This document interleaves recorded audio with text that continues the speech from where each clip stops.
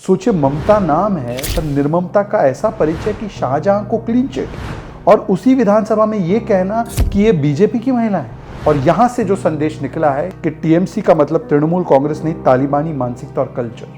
और मनमोहन सिंह का स्टेटमेंट है कि एमएसपी देने से इन्फ्लेशन आता है। ये लोग हमें सिखाएंगे, ये लोग हमें बोलेंगे। शहजाद, इंडिया अलायंस की बात करते हैं तो इंडी डॉट डॉट अलायंस जो है उसमें बावजूद इसके कि बहुत सारे विरोधाभास हैं, कॉन्फ्लिक्ट ऑफ इंटरेस्ट हैं। गठबंधन की स्थिति ये थी कि जब ये शुरू हुआ इंडी गठबंधन, तब ये था हम साथ साथ हैं। फिर थोड़ा आगे बढ़ा तो ये हुआ कभी हाँ कभी ना, और अंत होते होते होने वाला है हम आपके है कौन। और फिर वो उसमें गाना भी एक मूवी में है, अकेले हम अकेले तुम। उसके बाद भी ये नहीं कर पाए कुछ, क्योंकि हमारे साथ रामलला है। रामलला का मतलब है आर फॉर राष्ट्रीय सुरक्षा, ए फॉर अर्थव्यवस्था, एम फॉर महिला, एल फॉर लाभार्थी, L for leadership, A for आत्मनिर्भर भारत। रामलला जिसके साथ है तो रामद्रोहियों का नाश होना उसमें निश्चित है।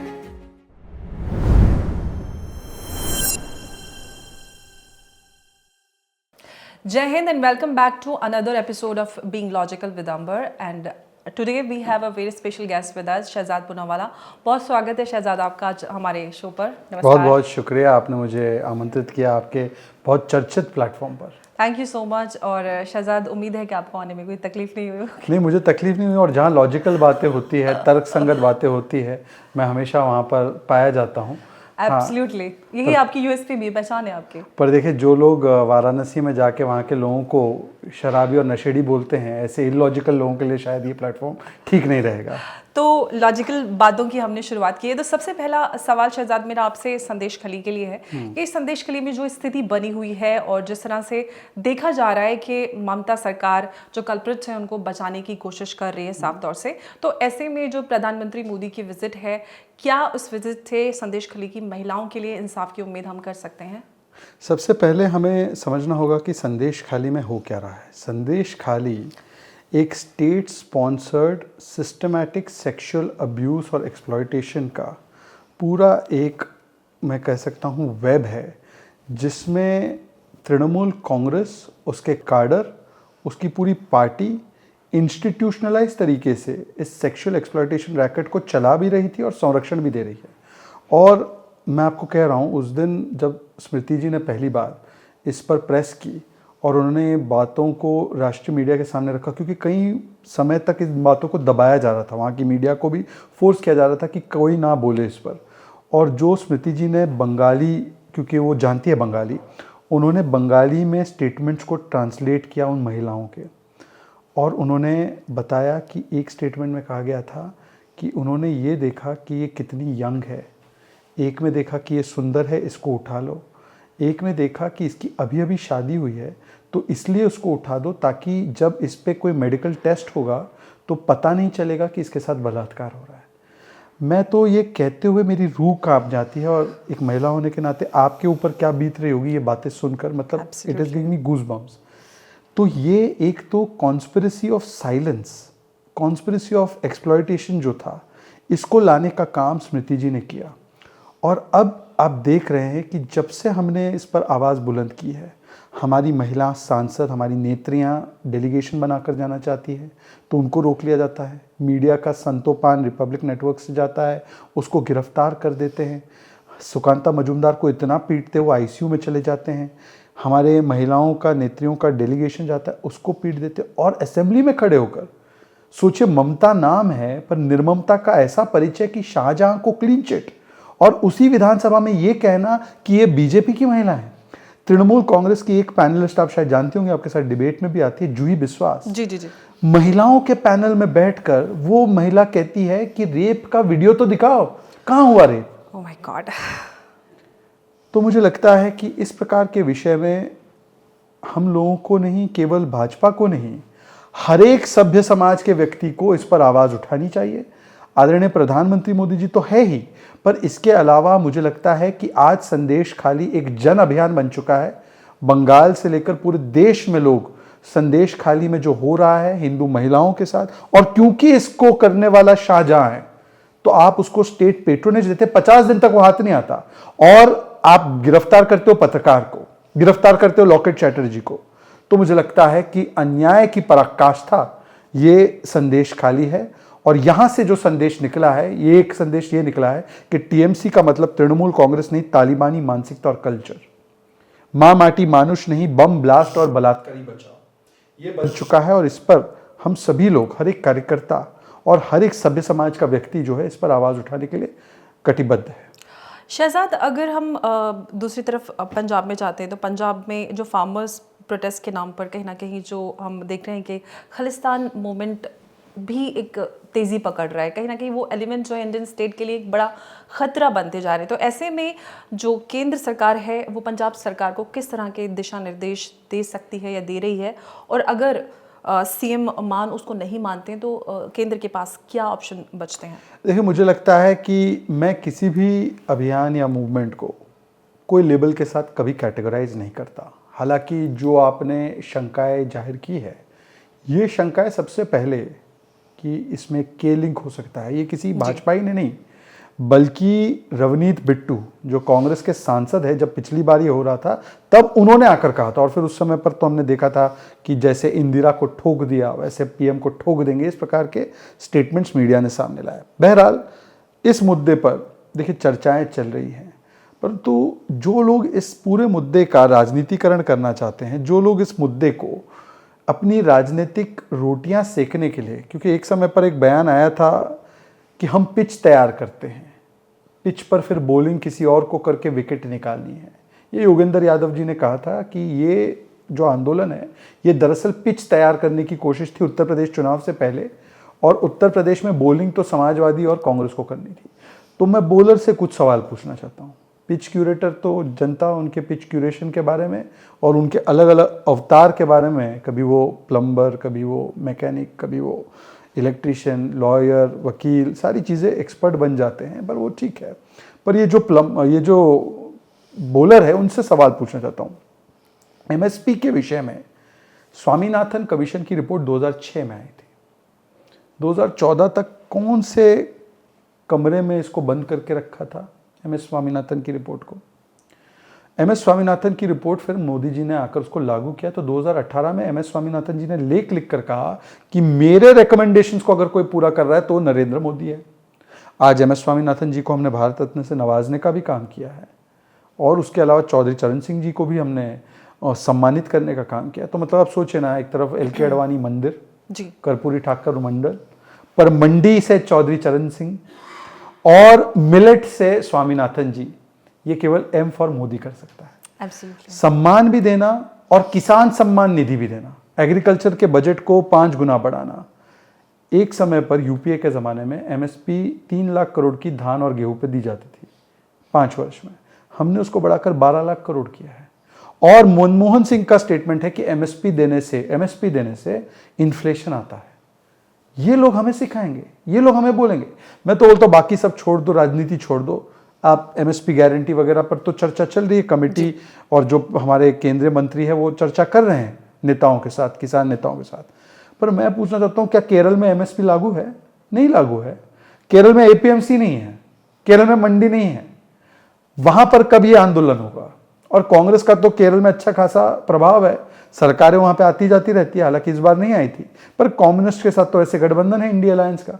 तो केरल में पहले एमएसपी दे दो। त्रिपुरा में जब तक बीजेपी की सरकार नहीं आई 25 वर्ष तक एमएसपी नहीं मिला किसानों को। ये लोग कम से कम एमएसपी के विषय में ना बोले। उनके लिए एमएसपी मैक्सिमम सियासत एंड पॉलिटिक्स है। हमारे लिए एमएसपी, हमने जो वचन दिया है वो हमने पूरा किया। और वैसे एक ऑडियो टेप है, एक वीडियो है भगवंत मान जी का, जब वो मुख्यमंत्री नहीं बने थे तो उन्होंने बोला था ये केंद्र की सरकार छोड़ दो। ये यूपीए की सरकार के लिए भी उन्होंने कहा था कि केंद्र की सरकार छोड़ दो, पंजाब की सरकार कर सकती है। तब वो कांग्रेस को कह रहे थे, उन्होंने कहा मैं अगर सत्ता में आऊंगा तो मैं पंजाब के स्तर से दे दूंगा। तो आज तो सत्ता में है, दे दे। किसने रोका है? केंद्र जो करे करे, राज्य को किसने रोका? आप कर लो। वो ऑडियो टेप वीडियो आप दिखा सकते तो दिखा देना। मुझे लगता है कि मैक्सिमम सियासत, पॉलिटिक्स और हिपोक्रेसी इस विषय पे नहीं होनी चाहिए। जो भी विषय है अगर करना है, करने वाले मोदी जी ही रहे हैं, और किसानों की दशा और दिशा बदलने के लिए जो प्रयास अभी तक हुए हैं वो उसका एक प्रमाण है। जी, शहज़ाद, हम पंजाब की बात करें या फिर वेस्ट बंगाल की, तो दोनों ही में जो आजकल स्थिति है वो काफ़ी नाज़ुक बनी हुई है और दोनों ही जो है बॉर्डरिंग स्टेट्स हैं, काफ़ी सेंसिटिव स्टेट्स हैं।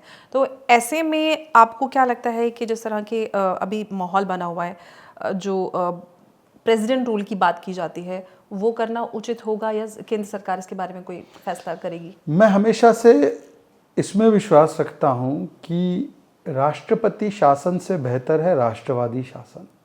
राष्ट्रपति शासन संविधान से लगता है, जिसको तोड़ मोड़ के इंदिरा जी ने, नेहरू जी ने कितनी बार राष्ट्रपति शासन लगाया था। हमारा काम करने का तरीका अलग है। हम जनता के साथ वहाँ पर राष्ट्रवादी शासन बहुत जल्द लागू कराएंगे और उसका एक मुझे लगता है मौका 2024 में मिलेगा। वहाँ पर भी राष्ट्रवादी शासन लागू करने में जनता हमारी मदद करें और जब उनके यहाँ पर चुनाव होंगे 27 में और बंगाल में 26 में, तब वहाँ पे राष्ट्रवादी शासन लाने का काम भाजपा करेगी। अच्छा, शहजाद, राहुल गांधी की हम बात करते हैं तो राहुल गांधी की एक तो ऑब्सेशन उनका यात्रा और एक अडानी उनकी हर स्पीच में नज़र आता है, हमेशा अडानी का नाम लेते हैं और लेटली वो ऐश्वर्या राय से भी उनका काफ़ी ऑब्सेशन नज़र आ रहा है। और एक कास्ट सेंसस को लेकर जो लगातार सवाल कांग्रेस की तरफ से आ रहा है, ऐसे में आपको क्या लगता है कि क्या इसके पीछे की वजह है? और जिस तरह की बॉडी लैंग्वेज राहुल गांधी की हम देख सकते हैं, तो ऐसे में ये सामने नज़र आ रहा है, समझ में आ रहा है कि कांग्रेस ऑलरेडी 2024 की जो हार है उसको एक्सेप्ट कर चुकी है।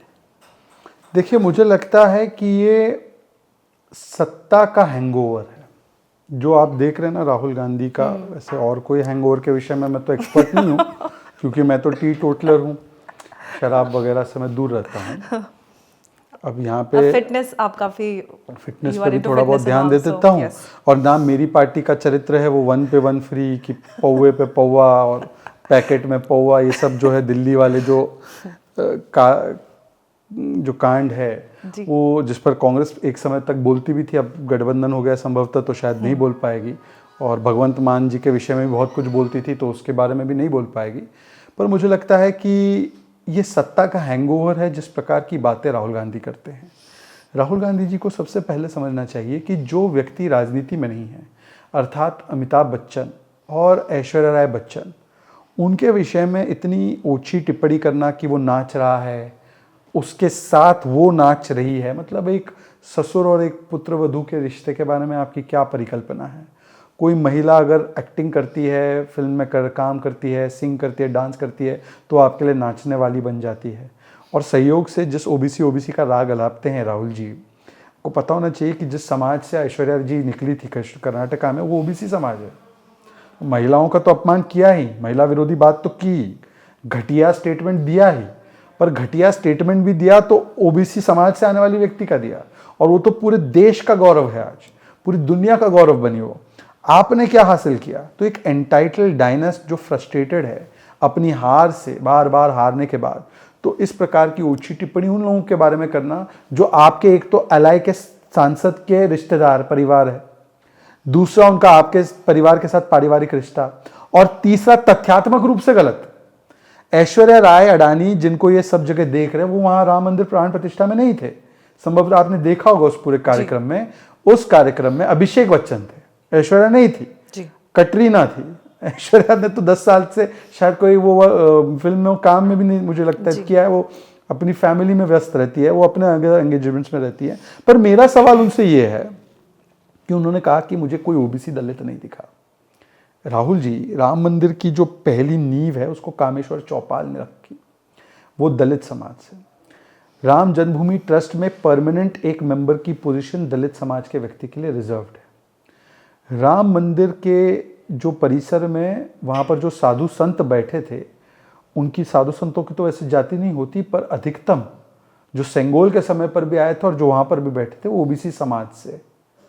और राहुल जी को इतना ज्ञान होना चाहिए कि आज जिस विषय को लेकर वो दौड़ रहे हैं, 1951 में नेहरू जी ने कास्ट सेंसस रोका था। तो जरा अपने पूर्वजों से पूछिए कि अगर आपको दिखाई नहीं दे रहे ओबीसी तो उसमें सबसे ज़्यादा भागीदारी किसकी थी? अपने दूसरे पूर्वज से पूछिए कि 80 से लेकर 90 के दशक में मंडल का विरोध करने वाली इंदिरा गांधी, मंडल का विरोध करने राजीव गांधी, कांग्रेस का आधिकारिक नारा ना जात पर ना पात पर मुहर लगेगी हाथ पर। 1990 में मंडल कमीशन को जब वीपी सिंह की सरकार ने भाजपा के साथ लागू किया तो उसका विरोध करने वाली कांग्रेस। और आज के तारीख में देश के प्रधानमंत्री ओबीसी समाज से, 85 सांसद बीजेपी के ओबीसी समाज से, आपकी पूरी पार्टी से ज़्यादा, 27 मंत्री, 40 एमएलसी ओबीसी। और आपके यहाँ पर कौन है? एक ओबीसी का नेता आया था, सीताराम केसरी, उसकी धोती फाड़ कर आपने उसको बाहर फिकवा दिया। तो मुझे लगता है कि ओबीसी की बात करते हैं तो कम से कम अपना थोड़ा सा इतिहास देख ले। सेंसस की भी बात करते हैं तो बिहार में तो हमने करवाया सर्वे, कर्नाटका में सर्वे हो रखा है, डीके शिव कुमार ओपोज कर रहे हैं, कहे नहीं करवाते वहाँ पे। राहुल जी की ये बातें हैं, ये सत्ता के हैंगओवर के और फ्रस्ट्रेशन की निशानी है। जी शहजाद, इंडिया अलायंस की बात करते हैं तो इंडी डॉट डॉट अलायंस जो है उसमें बावजूद इसके कि बहुत सारे विरोधाभास हैं, कॉन्फ्लिक्ट ऑफ इंटरेस्ट हैं, बावजूद इसके भी जो सीटों का बंटवारा है वो कहीं ना कहीं वोट बैंक को मद्देनज़र रखते हुए हो रहा है। हालांकि अगर हम बात करें यूपी में एसपी के साथ कांग्रेस का सीटों का बंटवारा हो गया है, दिल्ली में संभवतः आपके साथ भी सारा कुछ क्लैरिफिकेशन अभी तक उनको शायद मिल चुका है। लेकिन अगर वेस्ट बंगाल की बात करें तो दीदी और आरजेडी बिहार में कहीं ना कहीं संकोच उनके अंदर नज़र आ रहा है। क्या ये सब मुस्लिम वोट बैंक को मद्देनज़र रखते हुए ये सब किया जा रहा है? पहले तो मैं आपको इनके गठबंधन की स्थिति बताता हूँ और किस लिए किया जा रहा है वो भी बताता हूँ। इनकी गठबंधन की स्थिति ये थी कि जब ये शुरू हुआ इंडी गठबंधन तब ये था हम साथ साथ हैं। फिर थोड़ा आगे बढ़ा तो ये हुआ कभी हाँ कभी ना, और अंत होते होते होने वाला है हम आपके है कौन। और फिर वो उसमें गाना भी एक मूवी में है, अकेले हम अकेले तुम।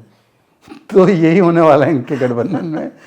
और अकेले हम अकेले तुम कुछ जगहों पर तो दिख ही रहा है कि दीदी ने बोल दिया अकेले हम, कुछ दिन बाद ऐसा नहीं हो जाए कभी सौतन कभी सहेली। नहीं, ये अब जैसे चुनाव हो जाएंगे और ये सब लोग नील बटा सन्नाटा आएगा तो ये एक दूसरे को गालियां भी इसी प्रकार से कोसेंगे और एक दूसरे को गालियां देंगे। तो ये तो होना ही है।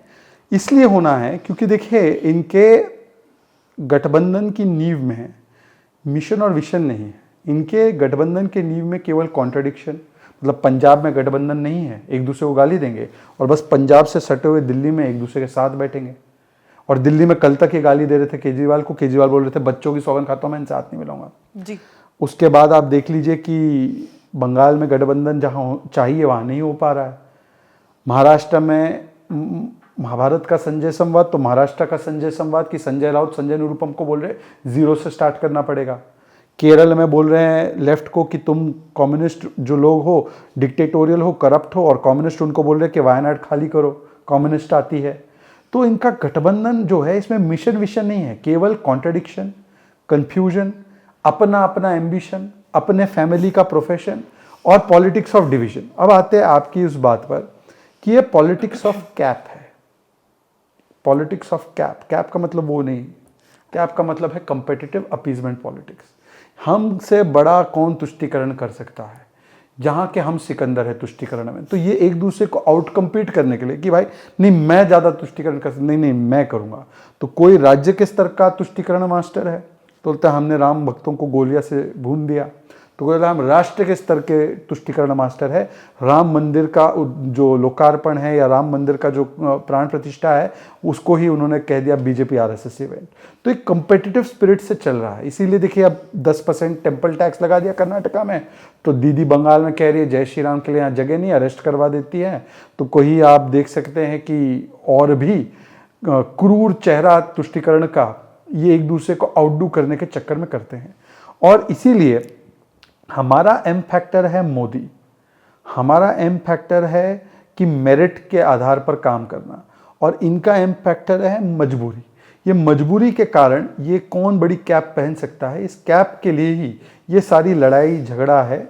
और उनको लग रहा है कि कहीं ना कहीं अगर मैंने कैप छोटी पहन ली तो ये मुझसे बड़ी कैप पहन लेगा तो फिर मेरे पास क्या बचेगा। तो ये मजबूरी के कारण उत्तर प्रदेश में भी आप देख रहे हैं। अब उत्तर प्रदेश में भी ये जो 2024 में हो रहा है ये 2017 में ट्राइड टेस्टेड और फेल्ड प्रोडक्ट है। भाई 17 में यूपी के 2 लड़के साथ आए थे जी। और यूपी की जनता ने कहा ये साथ पसंद नहीं है और हमें 312 सीट दे दी, और इनकी जितनी सीटें थी उससे मतलब सबसे ऐतिहासिक लो पर पहुंचा दिया। 14 में हमें 42% वोट मिला। लोकसभा में।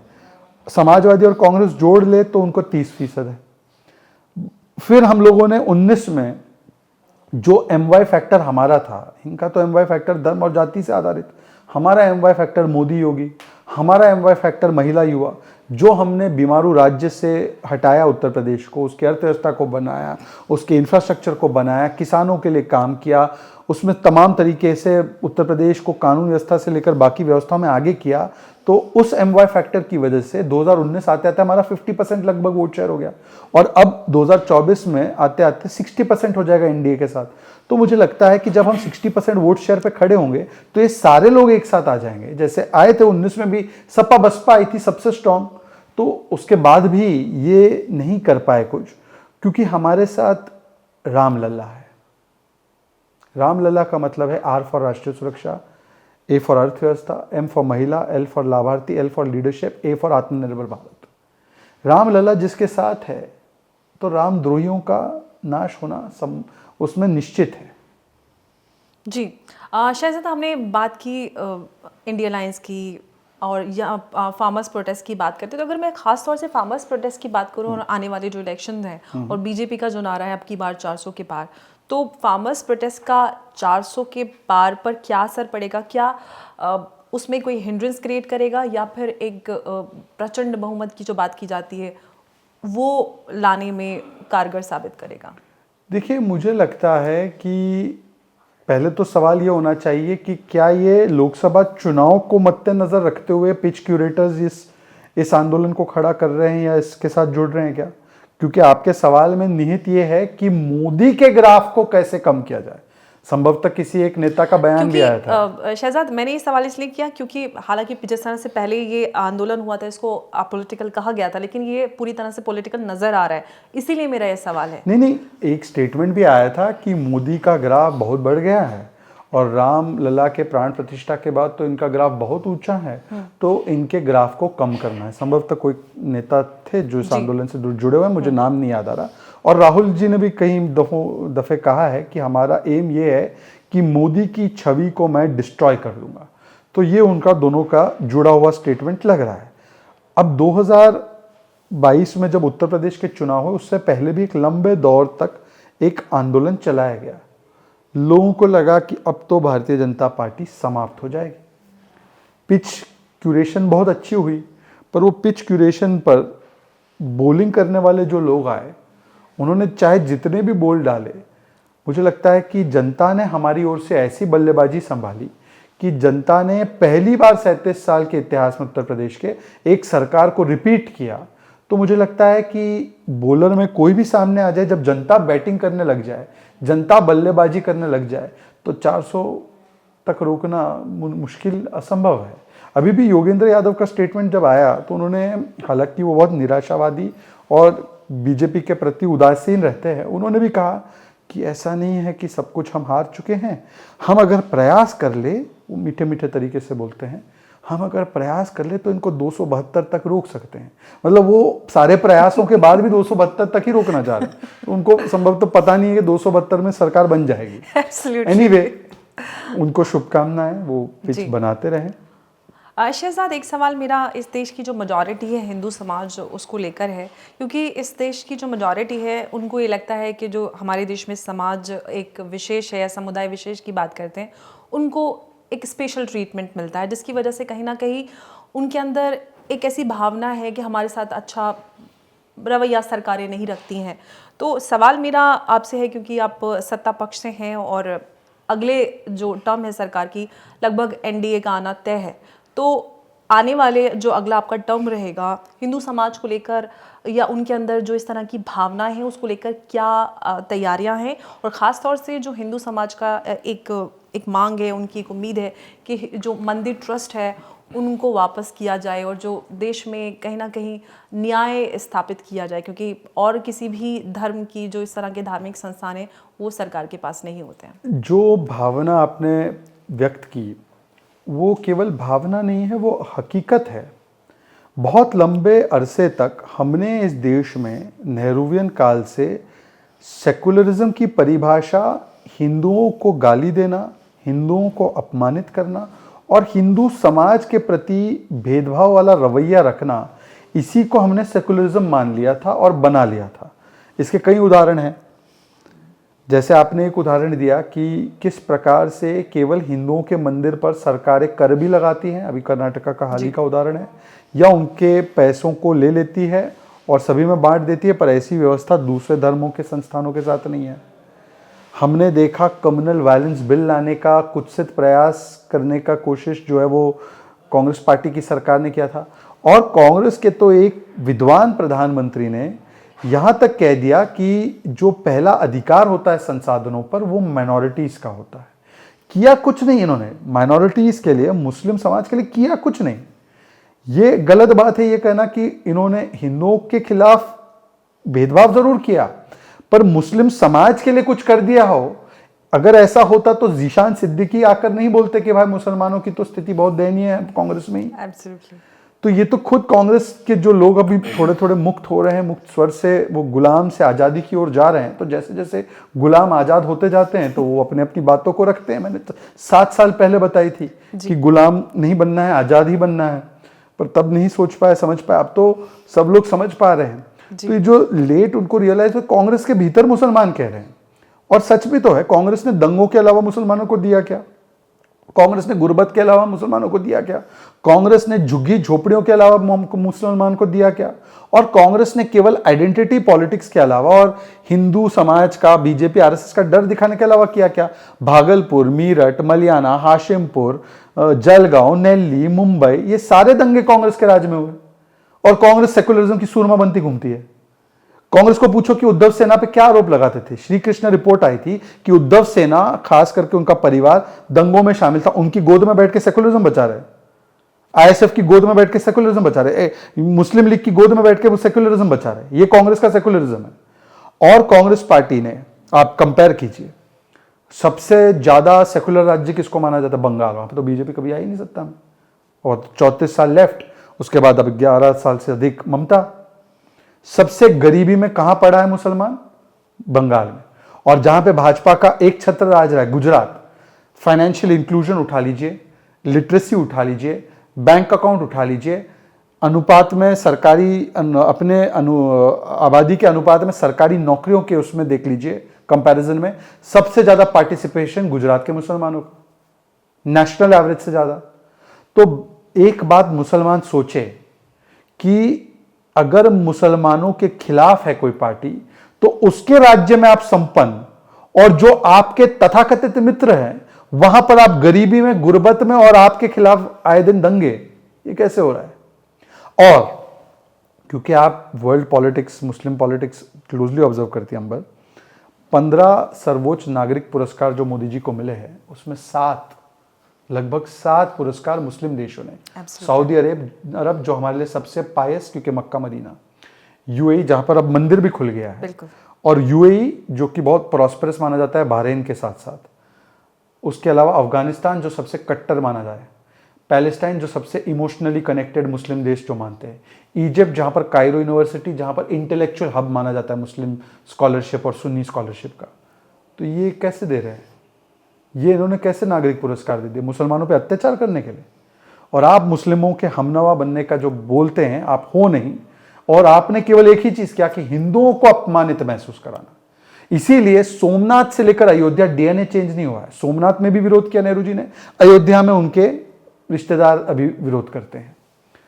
और हिंदुओं के खिलाफ एक प्रकार से सेकुलरिज्म का पूरा परिभाषा जो है उसको ऑर्केस्ट्रेट किया गया है। इसलिए उनकी जो भावना है वो स्वाभाविक भावना है।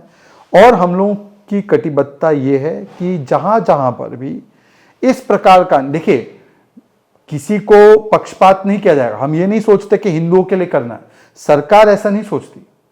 सरकार सबके लिए सोचती है। इसीलिए जब उज्ज्वला योजना से हम सिलेंडर देते, शिल्पा सुल्ताना को मिलता है, टॉयलेट देते हैं तो मोहम्मद मोहित को मिलता है, राशन देते हैं, बैंक अकाउंट खुलते हैं, लाभार्थी बनते हैं, आयुष्मान कार्ड होता है, गरीबी से निकलते हैं, 25 करोड़ लोग निकलते हैं, तो क्या सर्टिफिकेट देखकर निकलते हैं क्या कि अंबर को तो नहीं निकालना है और अजीत को निकालना है? ऐसे नहीं होता। तो सरकारी तौर पर, संस्थागत तौर पर किसी के साथ हम लोग भेदभाव नहीं करते हैं।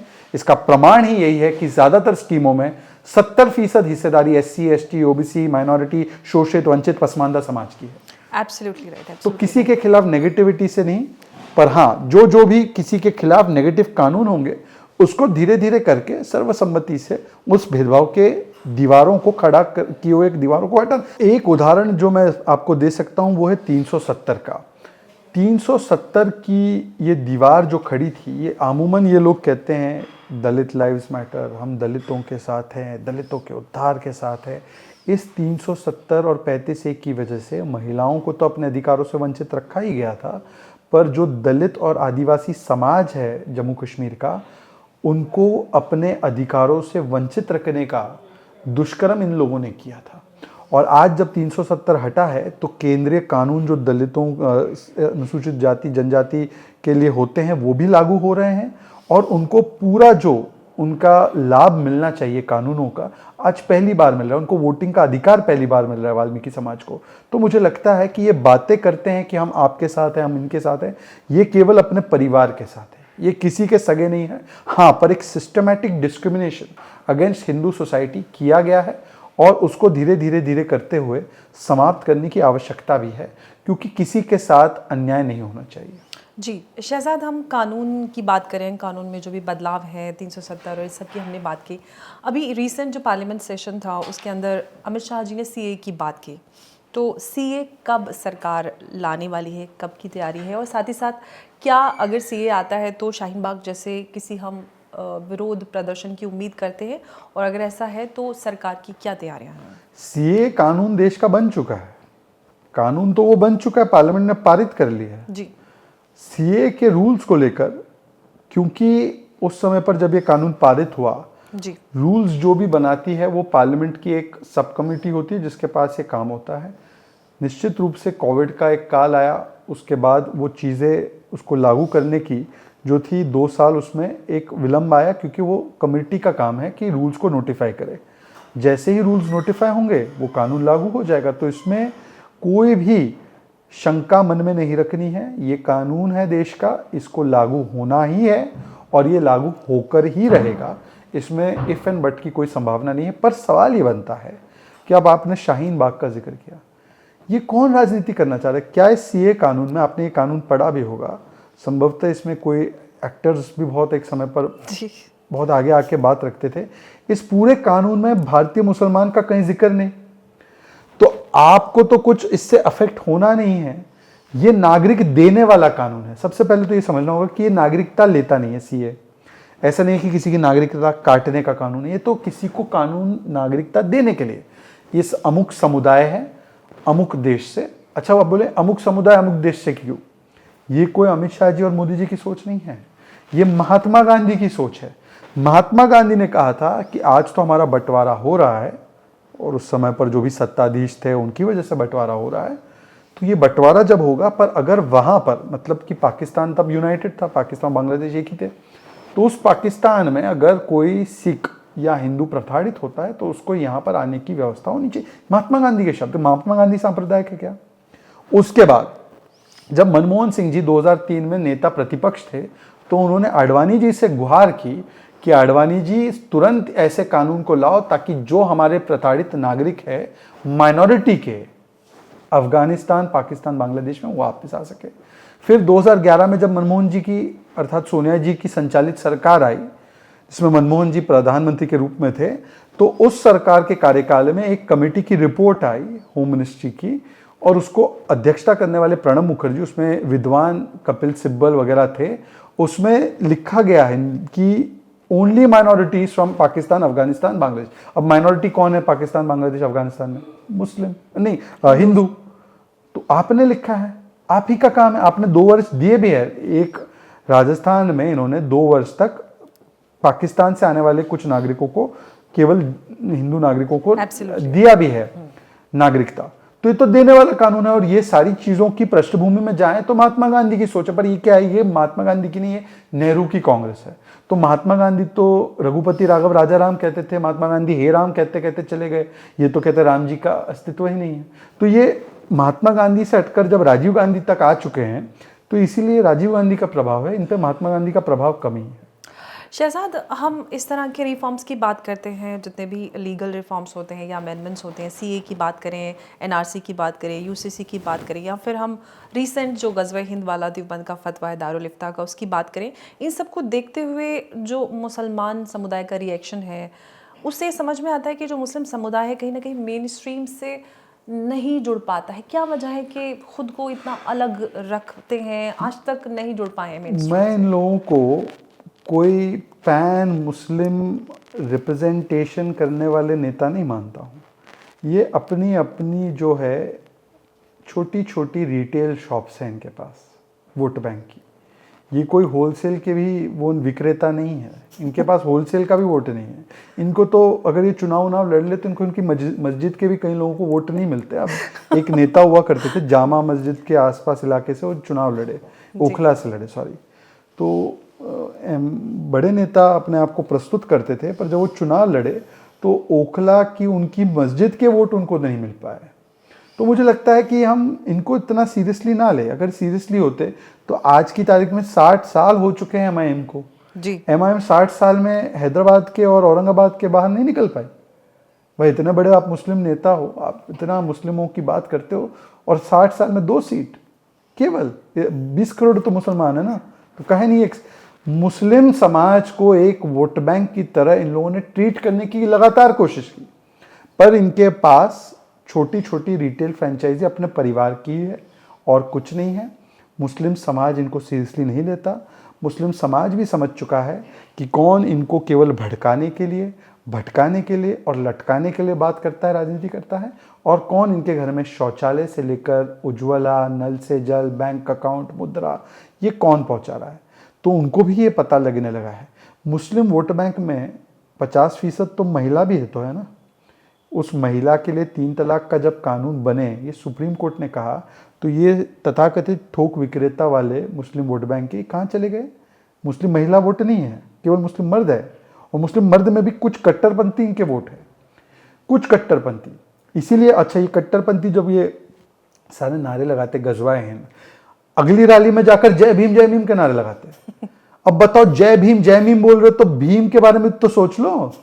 भीमराव बाबा साहब आंबेडकर ने संविधान रचा है, और उस संविधान में कहा गया है कि शरिया से नहीं, गजवाए हिंद से नहीं चलेगा, एक ही है भारत माता हमारी। तो उसके खिलाफ आप बोल रहे हो। मतलब एक रैली में गजवाए हिंद, दूसरे रैली में जय भीम, तो ये तो कॉन्ट्राडिक्टरी नारे दे रहे हैं आप। तो ये कॉन्ट्राडिक्शन नहीं चलेगा। एक बात आपसे कहना चाहती हूँ कि ये सारा कुछ जो सेक्युलरिज्म के नाम पे स्पेशली हमारे देश में हुआ है, क्योंकि संविधान की प्रस्तावना में इंदिरा गांधी जी ने सेक्युलरिज्म ऐड किया। फिर आर्टिकल 25 की बात करते हैं, आप you are a lawyer also, तो उसमें जो एक शब्द आता है प्रोपेगेट, उसके नाम पर कहीं ना कहीं जो हम ये देखते हैं फोर्सफुल कन्वर्जन या गज़वे हिंद की बात, या जो कुछ भी दारुल उलूम देवबंद में जो कुछ भी पढ़ाया सिखाया जा रहा है, आपको नहीं लग रहा है कि इन सारी चीज़ों को बदलने की ज़रूरत है?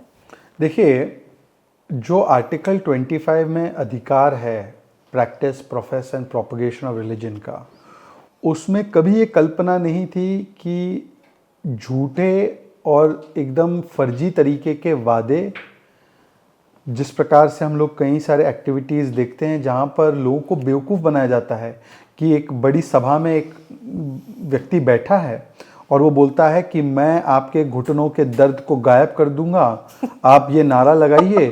फिर वो उसके घुटने को छूता है तो वो ऐसे इलेक्ट्रिक करंट दौड़ जाता है। तो मैं कहता हूं कि अपने घर परिवार के घुटनों के दर्द को गायब करो पहले, वहां पर तो आप हॉस्पिटल में भर्ती हो जा रहे हो।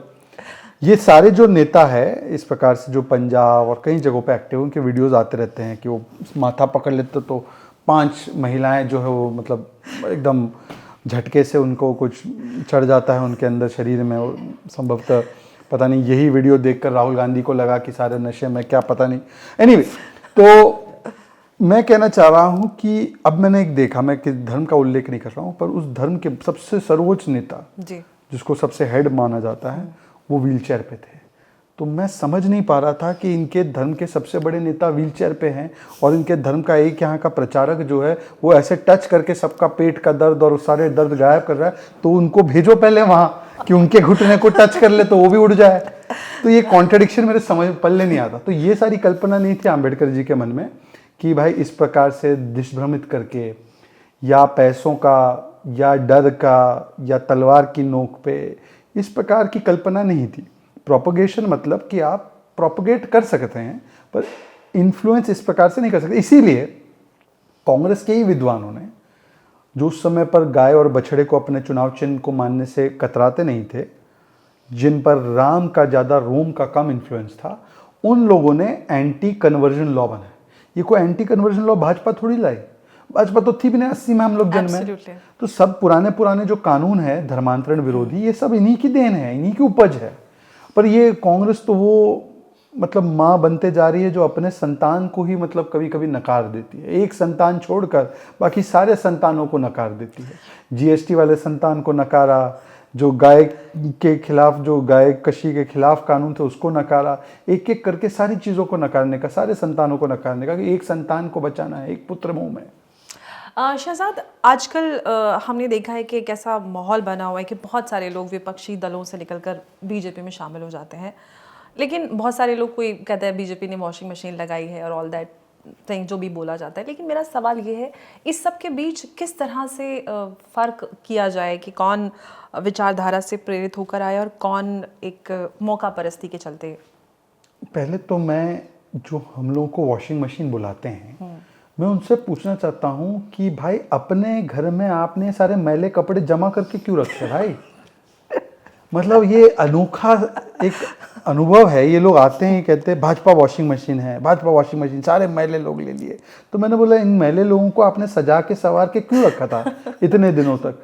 तो काली वाली कमीज रखने की जरूरत क्या थी आपको? आप काली वाली कमीज को निकाल देते, या जब तक आपके यहाँ थे तब तक तो कालिक नहीं दिख रही थी, कमीज सफेद दिख रही थी। जैसे ही आपको छोड़कर चले गए तो कमीज गंदी लगने लगी। तो ऐसे तो नहीं होता। और हमें वॉशिंग मशीन वो बुला रहे जो धोबी घाट है राजनीति के। भाई कांग्रेस ने कहा था कि ये उद्धव ठाकरे का परिवार बाबरी को ध्वस्त करने में सबसे आगे रहा, उन्हीं के साथ सेकुलरिज्म बचा रहे। वाह। डीएमके के लिए कहा था कि राजीव के हत्यारे हैं, उन्हीं के साथ आज संविधान बचा रहा है। ये आम आदमी पार्टी इनको समाप्त करके हुए आई और इन्होंने कहा आम आदमी पार्टी जो है ये आरएसएस का प्रोजेक्ट है, और आम आदमी पार्टी ने कहा कि राजीव गांधी का भारत रत्न वापस ले लो। इन्होंने सिखों का नरसंहार किया, उन्हीं के साथ गले मिल गए। और केरल में ये लोग एलडीएफ और यूडीएफ लड़ते हैं, और एलडीएफ मतलब विजयन को ये कहते हैं कि ये तानाशाह है, ये भ्रष्टाचारी है, उन्हीं के साथ सेकुलरिज्म बचा रहे हैं, उन्हीं के साथ आप करप्शन की लड़ाई लड़ रहे हैं।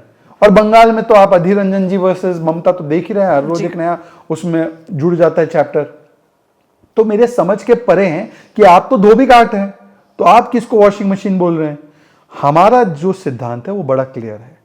हम ये कहते हैं कि भारतीय जनता पार्टी एक ऐसी पार्टी है जिसमें कि आप आ सकते हैं, परंतु यहाँ के जो सिद्धांत है उस पर कोई कॉम्प्रोमाइज नहीं होता। मैं आपको उदाहरण देता हूँ। ये लोग चिल्लाते हैं कि देखो इस पे दाग था, इन पे दाग था। अगर मान लो कि कोई हमारे अलायंस में जिनके ऊपर कोई केस है, तो उनके केस क्या बंद हुए क्या भाजपा के शासन में? मुकुल रॉय हमारे वाइस प्रेसिडेंट बन के है। मुकुल रॉय पर केस जो चल रहा था वो तब भी चला, उनकी सीबीआई ने ग्रिलिंग की। ये टीएमसी वाले चिल्लाते थे कि ये मुकुल रॉय करप्ट है। जो ही मुकुल रॉय हमारी पार्टी से निकले तो लाल कारपेट लगाकर स्वागत कर दिया मुकुल रॉय का। अब बताओ आपने क्यों कर दिया? हमने तो केस चालू रखा इन पे। तो मुझे लगता है कि कौन अपनी विचारधारा पर खड़ा है और कौन कॉम्प्रोमाइज कर रहा है उसका तो आपको एक दिख ही रहा है। और देखिए, जहां तक विचारधारा की बात है तो कई वर्ष पहले एक नारा निकला था कि मिले मुलायम कांशी राम, हवा में उड़ गए जय श्री राम। आज वही लोग कह रहे हैं क्या मुलायम क्या कांशी राम, सब मिलके बोलो जय श्री राम। मतलब विचारधारा कौन परिवर्तित कर रहा है कि जनेऊ तक पर जनेऊ तक दिखाना पड़ रहा है, कोट पर हम जनेऊ पहनते हैं। वो 2 साल पहले तक की तस्वीर थी, अब कोई और तस्वीर लेकर आ रहे हैं। परंतु मंदिर मंदिर जाना पड़ रहा है, बताना पड़ रहा है कि हम अच्छे हिंदू हैं, हम राम भक्त हैं, हम राम भक्तों पर गोलियां नहीं चलाते, उनको सरयू में नहीं डुबाते। ये प्रमाण देने की आवश्यकता जिनको पड़ रही है, मुझे लगता है संभवतः उन्होंने स्वीकारा है कि जो वो कर रहे थे वो फर्जी सेकुलरिज्म था, और आज वो लोग धीरे धीरे करके जो असली सेकुलरिज्म होना चाहिए उसकी तरफ आ रहे हैं। उनका स्वागत है। शहजाद पूनावाला कांग्रेस की एक मजबूत आवाज़ से लेकर कांग्रेस के कठोर आलोचक और उसके बाद बीजेपी के राष्ट्रीय प्रवक्ता, आगे शहजाद पूनावाला को हम क्या उनके आगे लिए और क्या देखते हैं, किस तरह से देखते हैं? क्योंकि आप बहुत लंबे समय से हैं, बहुत पॉपुलर हैं, आगे फील्ड में उतरते हुए, चुनाव लड़ते हुए क्या हम आपको देखेंगे? देखिए, मैं जब कांग्रेस में भी था तो मेरा एक सिद्धांत था कि देश परिवार के ऊपर। मैं भाजपा में हूँ तो मेरा वही सिद्धांत है कि देश परिवार के ऊपर। यहाँ पर तो बहरहाल वही है कि nation first, party next, self last. और आगे भी मेरी यही विचारधारा रहेगी कि देश सबसे पहले और जो व्यक्तिगत है उसके लिए आखिरी में सोचना है। इसीलिए पार्टी जो किरदार में जो उनको लगे कि हमारी क्षमता है, जहाँ पे भी योगदान देना है, उसके लिए हम तय नहीं करते। हमारा किरदार हमारे पार्टी का नेतृत्व तय करता है। वो जो भी किरदार अपनाने के लिए देंगे वो किरदार निभाते हुए देश के लिए कुछ करना है, ये हमारे लिए मन में एक भावना है। बाकी तो कोई सांसद बन के करता है, कोई संगठन में काम करते हुए करता है, काम तो वही करते हैं देश के लिए। जी शहजाद, आपके बड़े भाई तहसीन, मैं उनको जानती हूँ और मेरे बहुत अच्छे दोस्त भी हैं, वो बिग बॉस गए थे। ऐसा कुछ आप भी करेंगे इन फ्यूचर, जैसे आपके भाई बिग बॉस में गए थे? आपकी ऐसी कोई एस्पिरेशन या कुछ? मुझे लगता है कि आजकल कांग्रेस पार्टी बिग बॉस में ना जाते हुए भी मनोरंजन का इतना सामग्री देने का काम कर रही है। तो मुझे लगता है कि मनोरंजन की दृष्टि से, क्योंकि कांग्रेस पार्टी ने मोर्चा संभाल रखा है, तो हम लोगों को बिग बॉस में जाकर मनोरंजन देने की आवश्यकता नहीं पड़ेगी। आज तो सार्वजनिक जीवन में ही मनोरंजन का अपार भंडार कांग्रेस के और उनके युवराज के बयानों से लगातार मिलता जाता है। कभी वो ऐश्वर्या राय जी पर दे देते हैं, कभी फिर उनके वाक्यों को, उनके वक्तव्यों को कि मुझे ठंड नहीं लगती क्योंकि मैं ठंड से नहीं घबराता। गरीबी एक मानसिकता की स्थिति है, अवस्था है। ये राहुल गांधी नहीं है, जो आप देख रहे हो वो राहुल गांधी नहीं है। राहुल गांधी को मैंने मार दिया है। तो मुझे लगता है इस प्रकार के जो सार्वजनिक जीवन में आजकल बयान आने लगे हैं, उसके बाद हमारी ज़रूरत बिग बॉस में कम है। और मुझे लगता है कि अब तो बिग बॉस ही बन चुका है कांग्रेस पार्टी की पॉलिटिक्स, तो मुझे लगता है कि आवश्यकता नहीं पड़ेगी। हम अपने बिग बॉस, देश के जो बिग बॉस है, जो देश को आगे ले जा रहे हैं, उनके लिए काम करने में संतुष्ट है। बाकी तो मनोरंजन की दृष्टि से कोई जाता है तो अच्छी बात है। बहुत ही बेहतरीन जवाब आपका है। शहजाद, आप बहुत बिजी रहते हैं, मैं जानती हूँ, इतने सारी टीवी डिबेट्स और बहुत बिजी शेड्यूल आपका होता है। इसके बीच how do you maintain your fitness? क्योंकि आपकी वीडियोस भी आती है फिटनेस से related and you are so fit माशाल्लाह, तो how do you maintain that? अभी तो उतना फिट नहीं हूँ जितना कुछ वर्ष पहले था। और पर देखिए, जब तक आपका शरीर स्वस्थ नहीं होगा, आपका मन और आपका दिमाग स्वस्थ नहीं रह सकता। क्योंकि body is the house for your mind, for your brain. और अगर उसको स्वस्थ नहीं रखोगे तो फिर आपकी सारी चीज़ें जो है वो व्यर्थ हो जाएगी। और शारीरिक रूप से अगर आपको तकलीफ़ होती रहेगी तो आप किसी चीज़ पर फोकस भी नहीं कर पाएंगे। तो इसीलिए ज़रूरी है कि इसके लिए टाइम निकालना नहीं होता है, इसके लिए टाइम देना होता है। टाइम देना पड़ता है अपने शरीर के लिए, चाहे आप योग करें या चाहे आप एरोबिक्स करें, दौड़ें, या मेरी तरह मैं जिम जाता हूँ। मुझे बचपन से वेट ट्रेनिंग का शौक़ था तो मैं वेट ट्रेनिंग करता हूँ, या कोई भी और फिज़िकल एक्टिविटी। ये अनिवार्य है और नियमित रूप से। आप खाना खाने में ऐसा तो नहीं सोचना एक दिन में खाना नहीं खाऊँ। 7 दिन खाना खाते हैं तो 7 दिन शरीर को आपको थोड़ा एक्सरसाइज भी देना है। इससे क्या होता है कि क्लैरिटी ऑफ थॉट्स और मेंटल जो आपको एक फोकस है, कंसंट्रेशन है और सोचने की एबिलिटी का बड़ा असर पड़ता है। और जो इमोशनल मिसबैलेंस और डिसबैलेंस होता है, the moment you are in motion you can control your emotion. तो आप मोशन में रहेंगे, मतलब कि आप फिजिकल एक्टिविटी करते रहेंगे तो आपका इमोशनल संतुलन बना रहेगा। ये मेरा एक एक्सपीरियंस है। एक सबसे ज़्यादा सवाल जो सोशल मीडिया पे और हमेशा उठता है, आप फिट हैं, यू आर सो पॉपुलर, शादी कब कर रहे हैं? देखिए, मैंने बचपन से ही मतलब तय किया था कि सार्वजनिक जीवन में कुछ करना है। उस समय पर तो कोई ज़्यादा अंदाज़ा नहीं था कि किस दिशा में जाना है, क्या करना है। परिवार से कोई हमारे इसमें था नहीं। तो मेरे लिए मेरा लक्ष्य हमेशा से ये रहा है कि देश सेवा में अपने आप को खपाना है। और जैसे जैसे मैं एज में बड़ा होता रहा तो मुझे लगा कि इसमें इतना टाइम देना पड़ता है, इसमें इतना समय और कमिटमेंट की आवश्यकता है। अगर कोई व्यक्ति मेरे साथ हो, उनको या तो ये समझे, उतनी कंपैटिबिलिटी हो, उसी दिशा में उनके भी सोचने का तरीका हो कि वो भी देश के लिए इतना सर्वोच्च त्याग देने के लिए तैयार है।